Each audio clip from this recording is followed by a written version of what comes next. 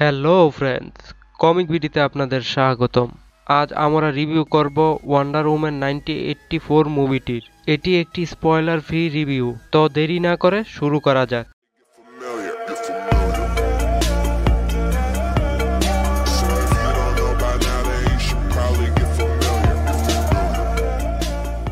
এই বছর করোনার কারণে আমরা অনেক সুপারহিরো মুভি দেখতে পারিনি, কিন্তু ডিসিইউর ওয়ান্ডার ওম্যান 1984 মুভিটি রিলিজ হয়েছে। এই মুভির মধ্যে ওয়ান্ডার ওম্যানের রোলটি প্লে করেন গ্যাল গ্যাডট। গ্যাল গ্যাডটকে এই মুভির মধ্যে একজন পারফেক্ট ওয়ান্ডার ওম্যান মনে হয়েছে। গ্যাল গ্যাডট ছাড়া ওয়ান্ডার ওম্যানের রোলটি অন্য কাউকে চিন্তাই করা যায় না।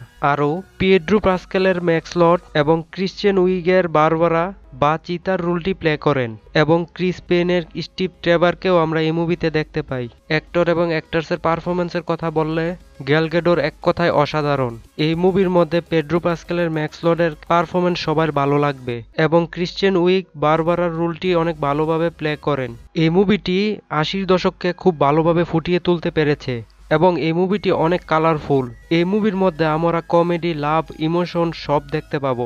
এই মুভির অ্যাকশন সিনগুলো অনেক ভালো, যা আপনি অনেক ভালোভাবে এনজয় করতে পারবেন। কিন্তু ওয়ান্ডার ওম্যানের ফার্স্ট পার্টের মতো অ্যাকশন ওয়ান্ডার ওম্যান 1984 মুভির মধ্যে আপনারা পাবেন না, কিন্তু যা অ্যাকশন আছে তা অনেক ভালো। এই মুভির মিউজিক সবারই ভালো লাগবে, কারণ এই মুভির মিউজিক দিয়েছেন হান্স জিমার। যারা চাচ্ছেন তারা দেরি না করে মুভিটি দেখতে পারেন। এই মুভির কিছু খারাপ দিকও আছে।